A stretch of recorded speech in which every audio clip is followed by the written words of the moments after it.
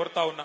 ఇట్లా అక్కడ పక్కనే ఉన్న కాంగ్రెస్ ప్రభుత్వం ఇవాళ కృష్ణను ఆపే ప్రయత్నం చేస్తుంటే పైనున్న రాహుల్ గాంధీ మాట్లాడాడు, ఇక్కడ ఉన్న రేవంత్ రెడ్డి మాట్లాడాడు. మళ్ళీ తిరిగి కొట్లాడేది మాట్లాడేది ఒకే ఒక్క నాయకుడు తెలంగాణ ప్రయోజనాల కోసం. ఎవరది? ఒక్క కేసీఆర్ గారు మాత్రమే. అందుకే కేసీఆర్ దండుగా మేము ఇవాళ అచ్చంపేట గడ్డ మీద నుంచి అడుగుతా ఉన్నాం ముఖ్యమంత్రి రేవంత్ రెడ్డిని, కాంగ్రెస్ ప్రభుత్వాన్ని, నీకు దమ్ముందా ఆల్మట్టిని ఆపేది, లేదా ఈ గులాబీ దండు బయలుదేరి అక్కడ పోయి అడ్డుకోవాలా చెప్పమని చెప్పి నేను అడుగుతా ఉన్నా.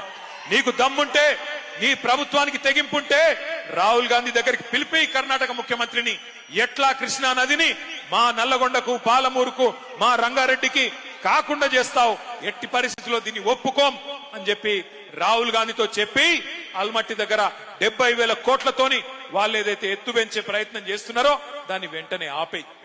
ఆ దమ్ము నల్లమల పులికుందా? ఈయన నల్లమల పులేనా? నల్లమల పులే ఏంటిది మరి? ఇది పిల్లి కాదు, నక్క. నక్క, నల్లమల నక్క. ఎందుకంటే నేను చెప్తలేను ఈ మాట. నిన్న కొడంగల్ నుంచి కొంతమంది వచ్చినారు తమ్ముళ్ళు, 300 మంది పార్టీలో జాయిన్ అయినారు, కాంగ్రెస్ వాళ్ళు, బీజేపీ వాళ్ళు. వాళ్ళు చెప్తున్నారు, అన్నా ఈ నక్క అచ్చంపేటకెళ్లి పారిపోయి మా కొడంగల్కి వచ్చింది, ఈసారి తరిమి కొడితే మరి కల్వకుర్తి పోతుందో అచ్చంపేట పోతుందో వాళ్ళకు కూడా చెప్పురా అన్న చెప్పినారు.